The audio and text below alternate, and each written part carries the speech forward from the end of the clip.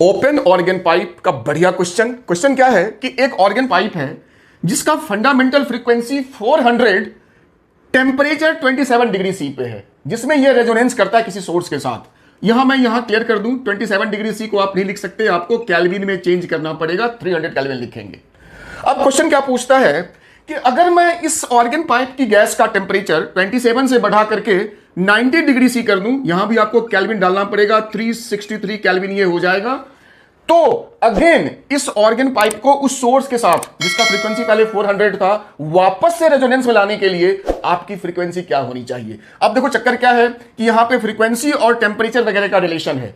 तो पहले तुम ये जान लो कि किसी भी ऑर्गन पाइप में जो फ्रीक्वेंसी होती है, ओपन की मैं बात कर रहा हूं, वो NV/2L, जहां N वो नंबर ऑफ मोड्स होता है 1 2 3, V तुम्हारी वेलोसिटी, L इसकी लेंथ होती है। एनीवे यहां तो हम N1 ही लेंगे चूंकि फंडामेंटल की बात हो रही है।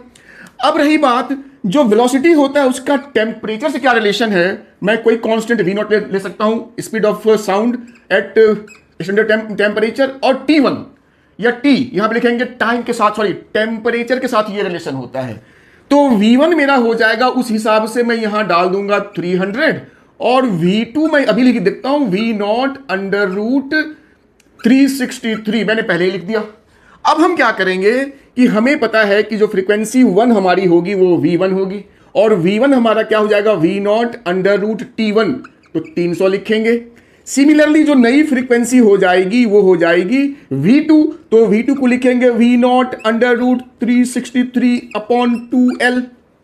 अब तुम देखो ये हमें दे रखा है 400 न्यू1, और न्यू2 हमें निकालना है। तो भाई यहां से हम क्या करेंगे, V0/2L जो है उसकी जगह पे हम क्या लिख सकते हैं, V0/2L मेरा हो जाएगा ये 300 रूट इसके नीचे आ जाएगा, तो हम इस चीज को यहां पुट कर सकते हैं V0/2L, तो ये हो गया 400/√300 इंटू √363।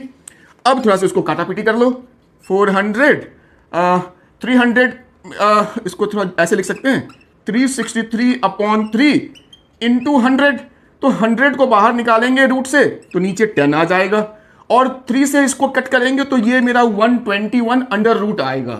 तो देखो भाई ये जीरो कट हो गया, तो 40 इंटू इसका अंडर रूट तो 11, तो ये आपका 440 हर्ट्ज